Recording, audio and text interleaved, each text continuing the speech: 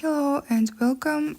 In this presentation, I will talk about how Turkey's special location in the world has shaped its foreign policy.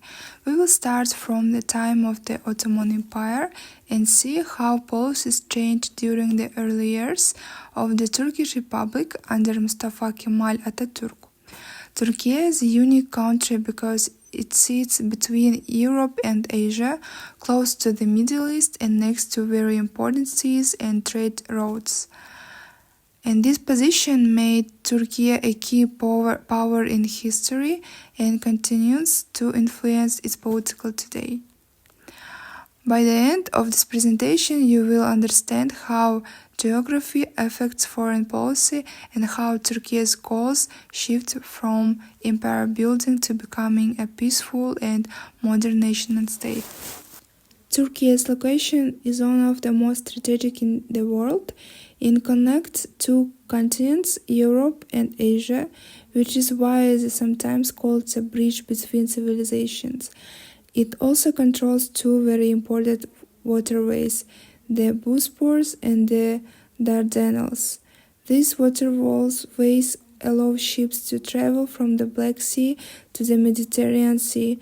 That means any country that wants to trade or move military ships through this area must consider Turkey's position.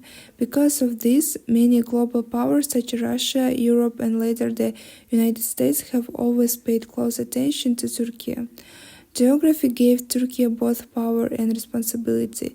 It could not ignore world events because everything happening around it directly affected its security and economy.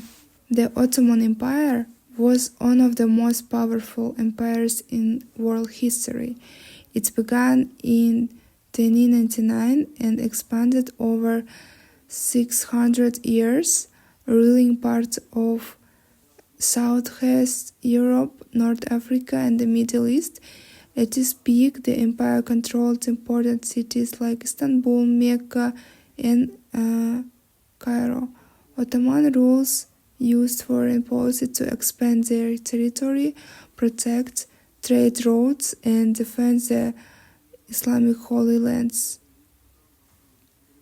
The empire's location made it major power between Christian Europe and Islamic world. The Ottomans also controlled the Silk Road and many sea routes, which gave them great economic wealth, and their goal was not just to defend their lands, but also spread their influence across continents. Ottoman foreign policy was very active and strategic. First, it focused on expansion through military conquest, and the Ottomans believed that growing their empire would increase their power and protect their borders. And second, they focused on controlling important trade routes, and this helped them collect taxes from merchants and control the movements of goods between continents. And third, they had to balance their relationship with European powers such as Austria, Russia, and Britain. Sometimes they made alliances, and other times they fought wars. And the Ottomans changed their strategy based on what would best protect the empire, and their foreign policy was not only about war but also about diplomacy and negotiations. In the 19th century, the Ottoman Empire started to become weaker, and there were many reasons for this decline.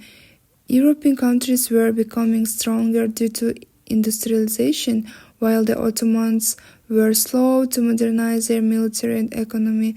Many ethnic groups inside the empire, such as Greek, Arabs, and Armenians, wanted independence, and this created internal conflicts.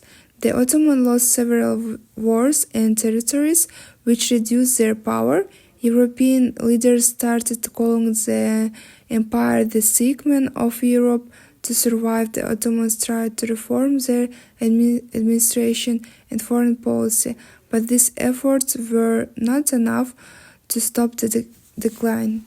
The final blow to the Ottoman Empire came with World War I, and the Ottomans joined the war on the side of Germany, hoping to regain power. However, they were defeated.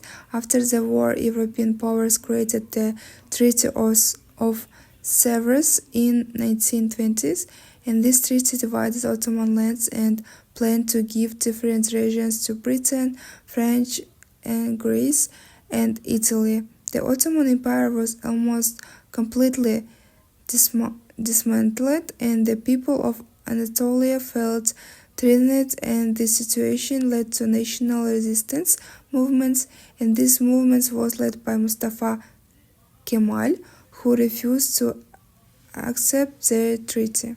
Mustafa Kemal, later known as Atatürk, organized the Turkish War of Independence. He brought together different groups to fight against foreign occupation. The war was successful, and in 1923, the Republic of Turkey was officially established. Atatürk became the first president, and his vision was very different from the Ottoman Empire. He wanted to build a modern, secular, and he focused on national sovereignty, education, and modernization. Atatürk introduced a completely new foreign policy. His main principle was peace at home, peace in the world. This meant Turkey should avoid unnecessary wars and focus on internal development. He believes that peace and diplomacy were the best way to protect national interests, and Turkey joined international organizations, signed peace treaties, and built friendly relations with its neighbors. It no longer wanted to expand its borders. Instead, the goal was to protect its independence and ensure stability. By the early years of the Republic, Turkey had transformed its foreign policy identity. It was no longer an empire trying to control other lands. Instead, it was a nation-state focused on peace, stability, and modernization. However, its geography still made it very important in global politics.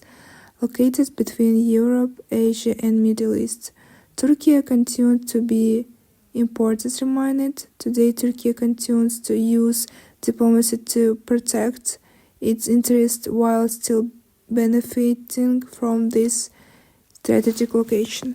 In conclusion, when we look at the history of Turkey, we can clearly see that geography has always been the key factor shaping its foreign policy. The Ottoman Empire used its strategic location to build a powerful empire that connected three continents. Its goal was expansion, control of trade routes, and competition with European powers.